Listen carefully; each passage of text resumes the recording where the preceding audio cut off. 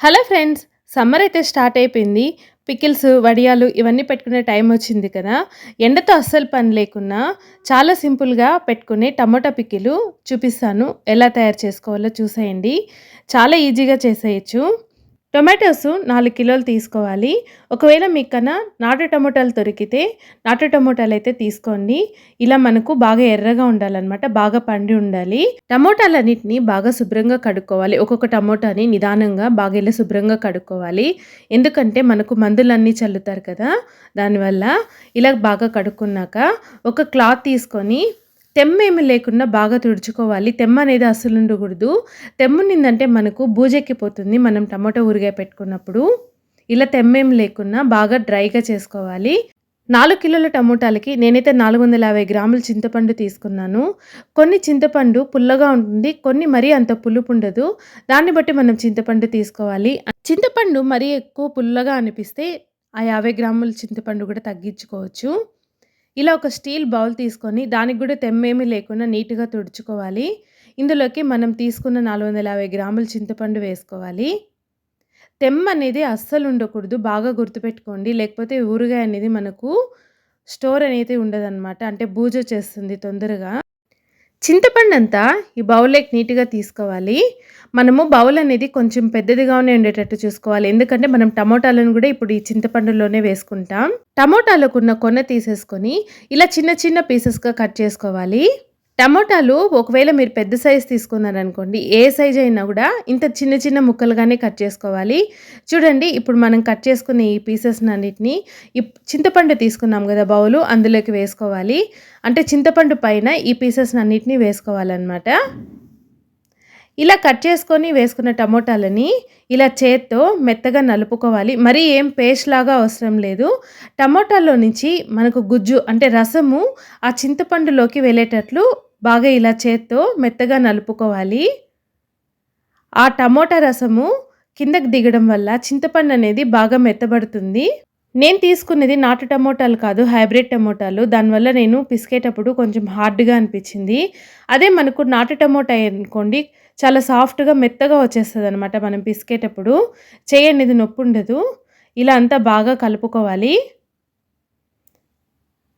ఇలా చింతపండు, టమోటా అంతా బాగా మిక్స్ చేసుకున్నాక, ఒక 3-4 గంటల సేపు పక్కనుంచేసుకోవాలి. దీనివల్ల టమోటా, చింతపండు బాగా మెత్తపడతాయి. 3-4 గంటల తర్వాత ఒక మిక్సీ జార్ తీసుకొని అందులోకి 5 టేబుల్ స్పూన్ల వరకు రాళ్ళుప్పు వేసుకోవాలి. 4 టేబుల్ స్పూన్ల వరకు కారప్పొడి వేసుకోవాలి. కారం ఇంకా ఎక్కువైనా వేసుకోవచ్చు. నేను వేసుకుంటున్న కారప్పొడి చాలా కారంగా ఉంటుంది. దానివల్ల నేను చూసుకొని వేసుకుంటున్నాను. మీకు కావాలంటే ఇంకొద్దిగా అయినా వేసుకోవచ్చు. మనం కలిపి పెట్టుకున్నాం కదా టమోటా, చింతపండు ఒకసారి ఇలా పైకి కిందకి కలుపుకొని మిక్సీ జార్‌లోకి కొద్ది కొద్దిగా వేసుకోవాలి. ఇందులోకి ఒక టేబుల్ స్పూన్ వరకు పసుపు కూడా వేసుకొని మూత పెట్టేసుకొని మెత్తటి పేస్ట్ లాగా గ్రైండ్ చేసుకోవాలి.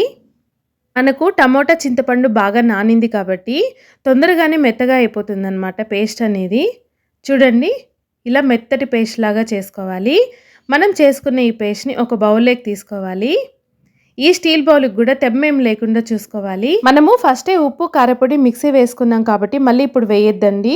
కేవలం టమోటా మళ్ళీ చింతపండు మాత్రమే పేస్ట్ చేసుకోవాలి. ఇప్పుడు అంతా బాగా కలిసేటట్లు బాగా కలుపుకోవాలి.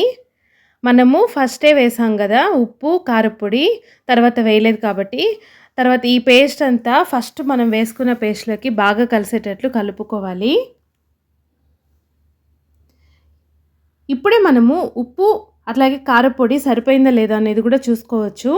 ఒకవేళ సరిపోతే ఓకే. సరిపోకపోతే ఇక్కడైనా మనం కలుపుకోవచ్చనమాట. కొద్దిగా ఉప్పుని, అలాగే కారప్పొడిని కలుపుకోవచ్చు. నాకిక్కడ సాల్టు, కారము కొద్దిగా తగ్గిందనిపిచ్చింది. అందుకే నేను కొద్ది కొద్దిగా వేసుకుంటున్నాను. మళ్ళీ కావాలంటే మనము రుచి చూసైనా వేసుకోవచ్చు.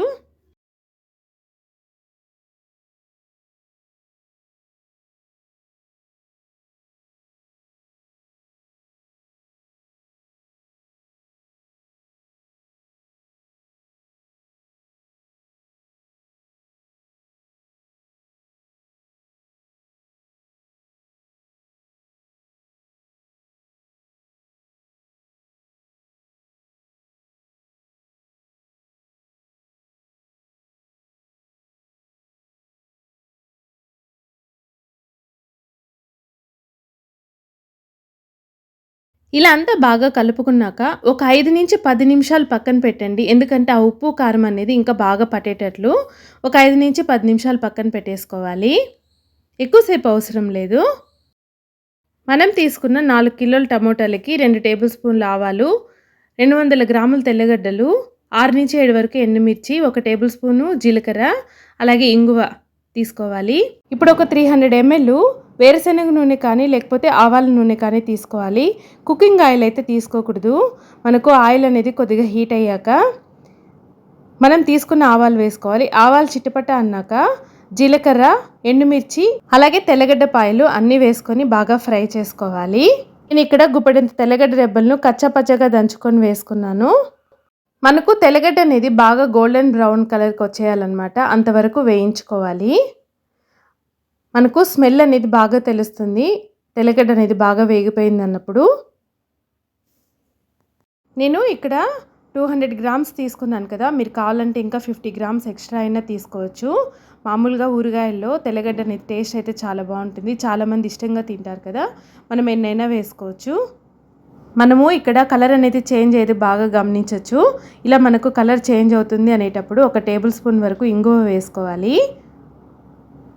ఇంగువ వేసుకున్నాక ఒక 2 నిమిషాల వరకు ఫ్రై చేసుకుంటే సరిపోతుంది. ఎక్కువసేపు అవసరం లేదు. ఇలా మనకు తెల్లగడ్డ అనేది బాగా కలర్ చేంజ్ అయిపోయినాక మనం తయారు చేసి పెట్టుకున్న పేస్ట్ని ఇందులోకి వేసుకొని నిదానంగా కలుపుకోవాలి. ఇంకా మనకు ప్రాసెస్ స్టార్ట్ అయిపోయింది. మనం ఎంత స్లోగా కుక్ చేసుకుంటే అంత బాగుంటుంది అన్నమాట పికిల్ అనేది.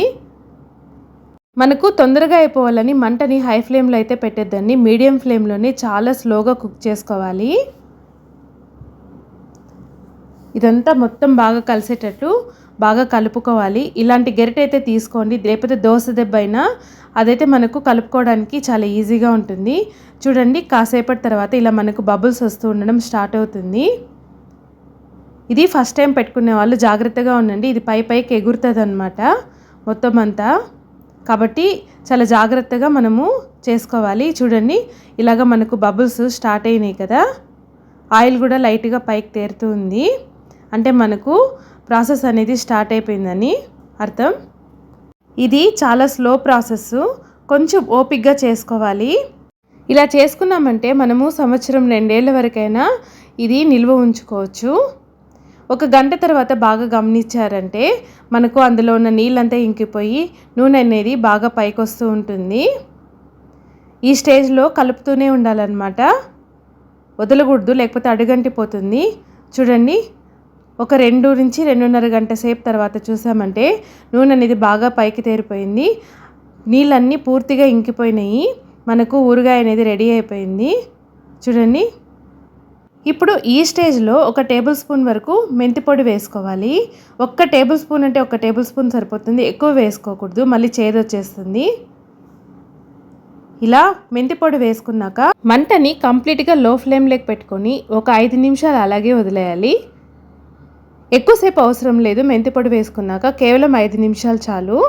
చాలా సింపుల్గా ఎవరైనా పెట్టుకోగలిగే టమాటా పికిలు రెడీ అయిపోయింది. మనము సింపుల్గా కిలో టమాటాస్ అయినా కూడా పెట్టేసుకోవచ్చు. పూర్తిగా చల్లారాక చూడండి, నూనె అయితే బాగా పైకి తేరింది.